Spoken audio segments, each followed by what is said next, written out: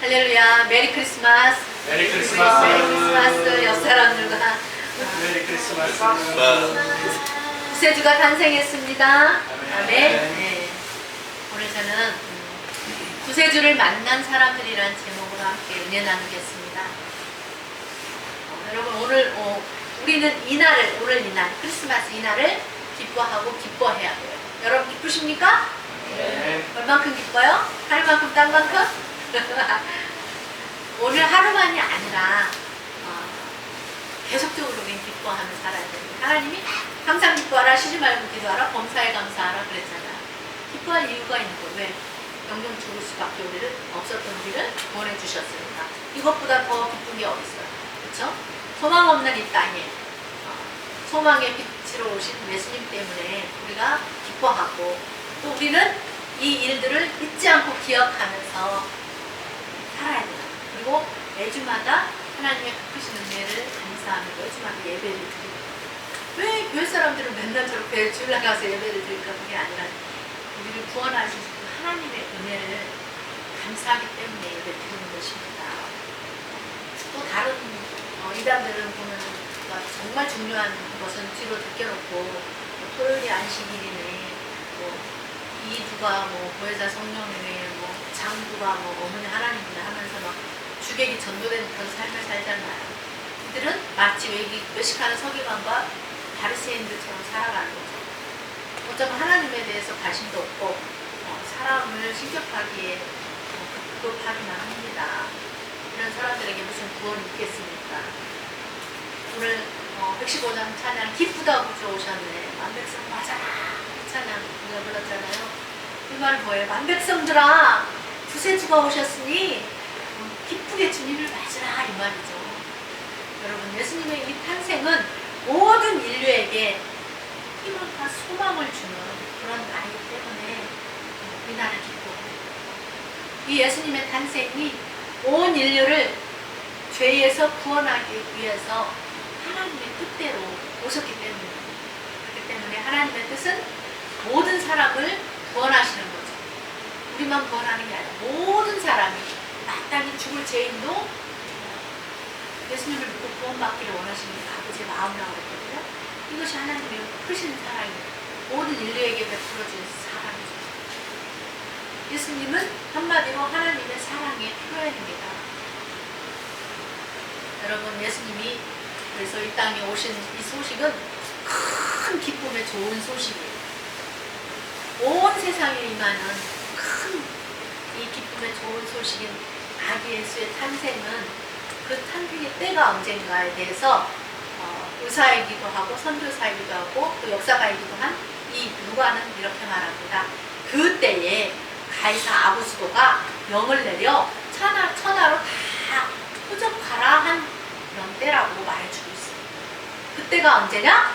그때는 바로 이 로마의 황제 가이사 아구스도가 천하로 다 포접하라고 한 때다라고 말하죠. 또 그리고 그것이 이루어진 사실에 대해서 말해주고 있을 뿐만 아니라 예수님의 탄생은 역사적인 사실이다라는 것을 더 분명하게 말해주고 있습니다.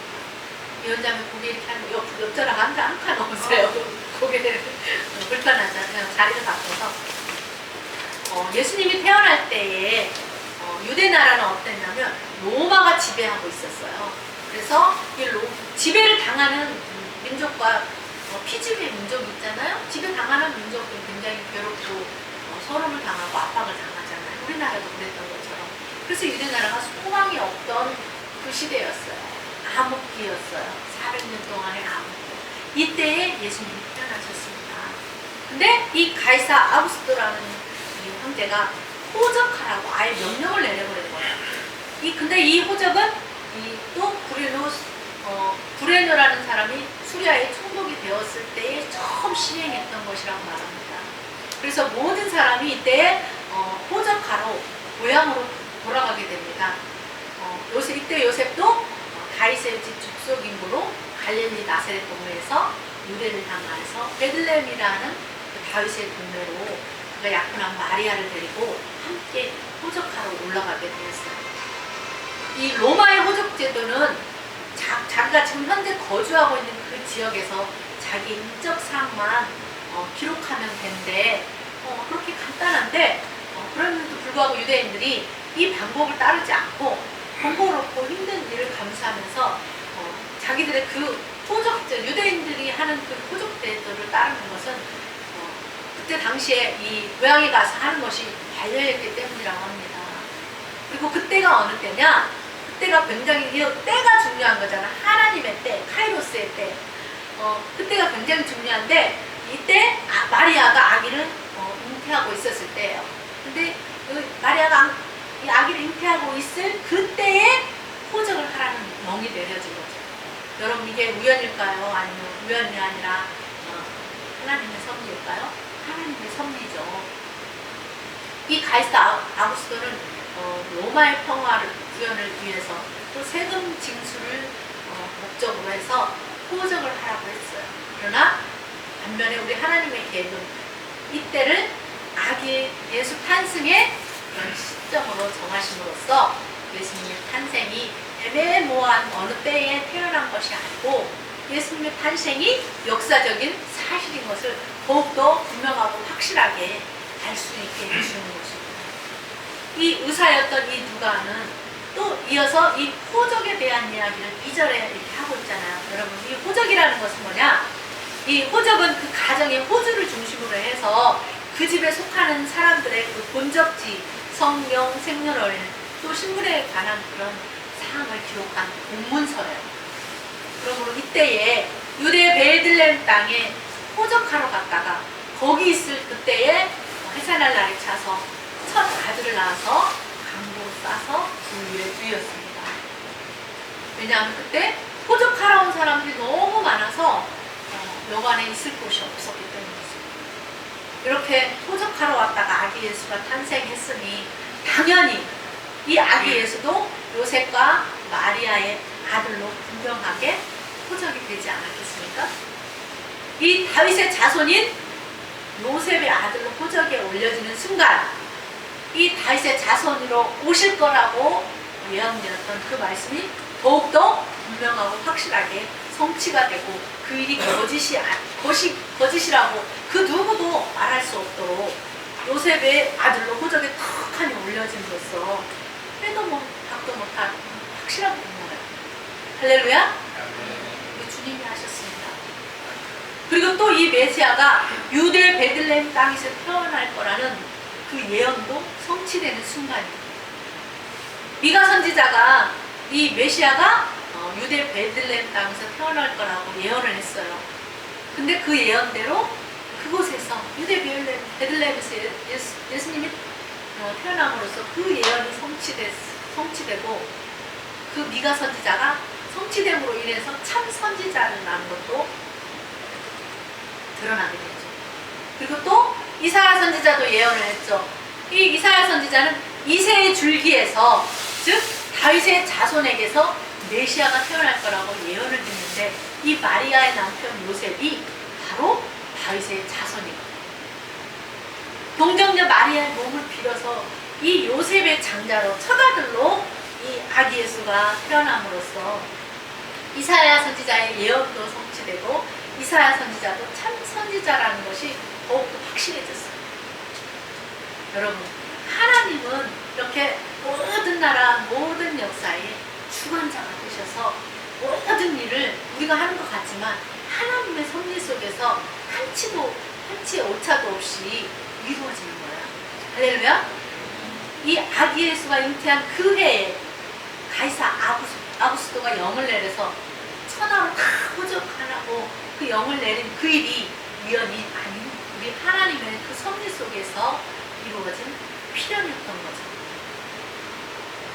그래서 이 로마의 평화를 구현하고 또 세금 징수를 위한 그런 인구 조사를 하기 위한 이 호적하라 한 그 일이 아구스토가 행하고자 한 그런 일인 것 같지만 세상 모든 만사가 다 하나님의 섭리 가운데 이루어지고 세상은 그 중심에 하나님의 구속 역사를 이루기 위한 그 시간 속에 서로 맞물려서 돌아가고 있다는 것입니다. 이렇게 하나님은 이 가이사 아구스토 이 형제를 통해서 하나님의 크신 뜻을 이루어서 누군가를 통해서 하나님은 일을 하시잖아요.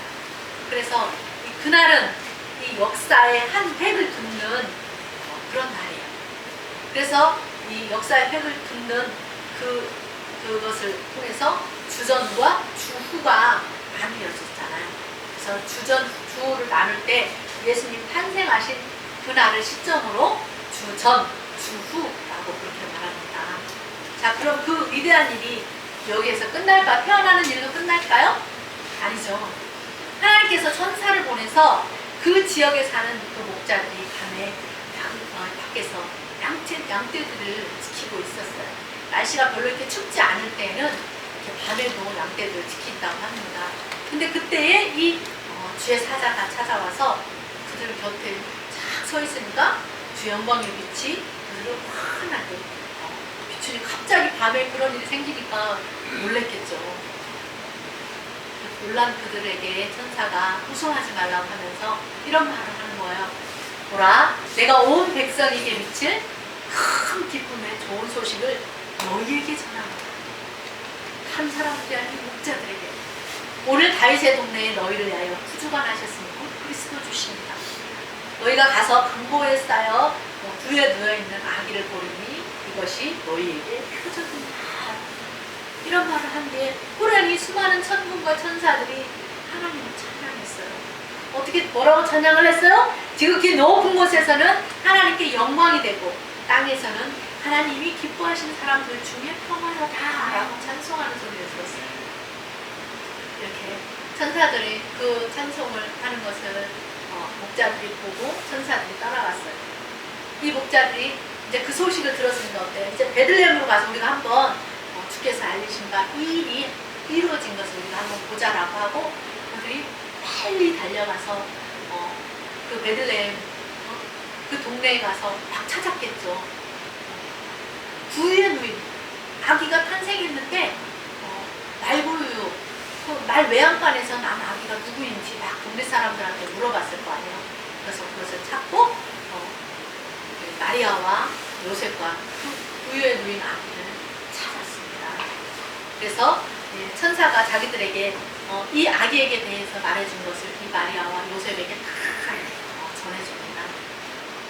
그래서 이 일을 목격한 주변에 있는 사람들이 그 목자들이 전해준 그 말을 다 놀랍게 여겼다고 오늘 말씀합니다. 그리고 마리아는 목자들이 전해준 말을 많이 새겼습니다. 이렇게 밤에 양떼를 지키던 목자들은 이 아기 예수 탄생을 목격한 참 증인들입니다. 증인이 없으면 다른 이야기로 막 꾸며질 수가 있잖아요. 목자들은 천사들이 전해준 말을 믿고 확인을 해봤어요. 여러분도 어떤 뭔가를 들으면 확인을 하세요. 그냥 그걸 그대로 믿어버리면 안 돼요. 만약 천사가 다른 사람들에게 이 소식을 전해줬다면 과연 믿었을까요?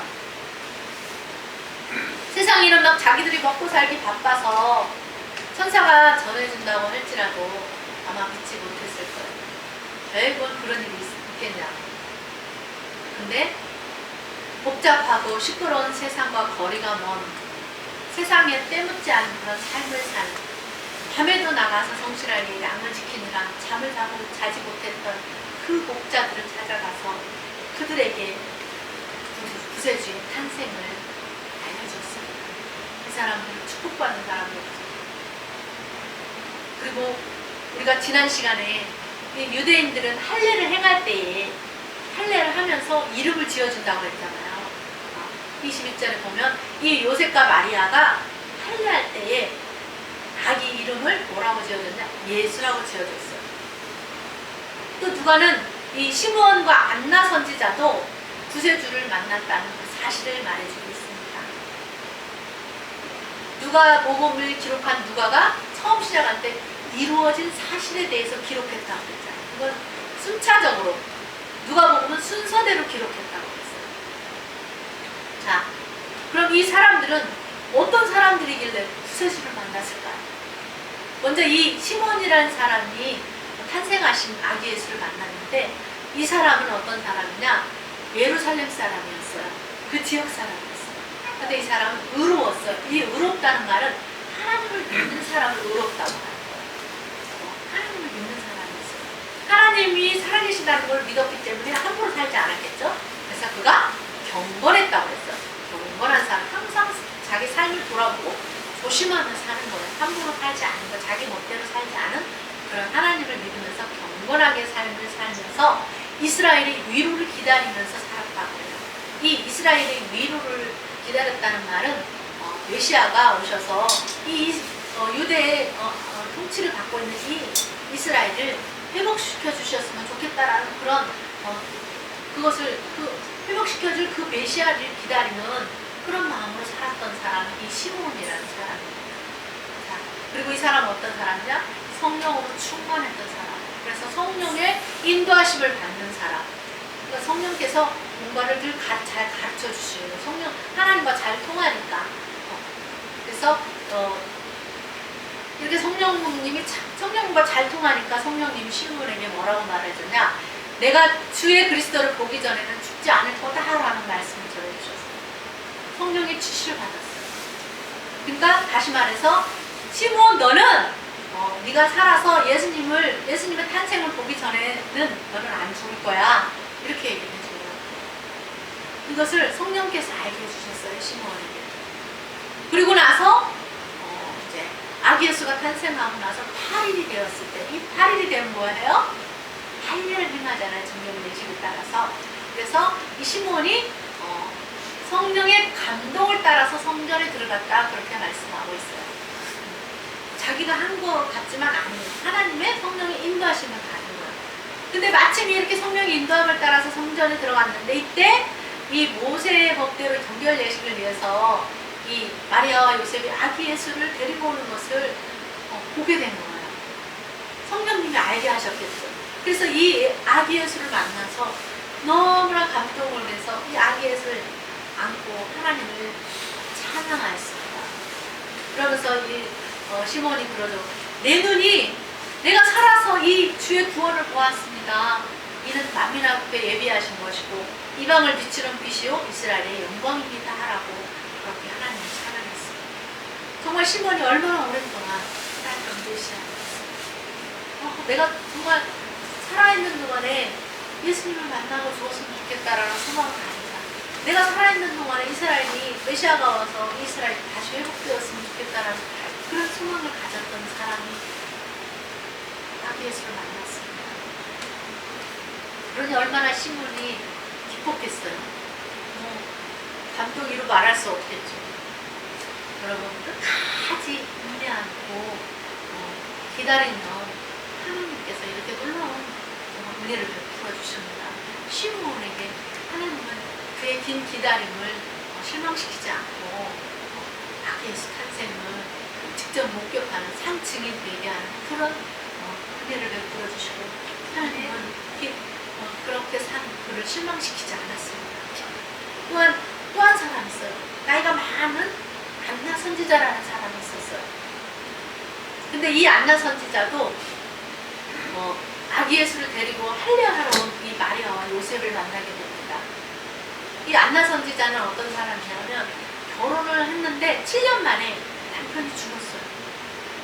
그리고 이 남편이 죽고 나서 84세까지 과부로 평생을 혼자 살면서 성전을 떠나지 않고 주야로 금식하고 기도하면서 성전을 섬겼던 그런 삶을 산 사람입니다.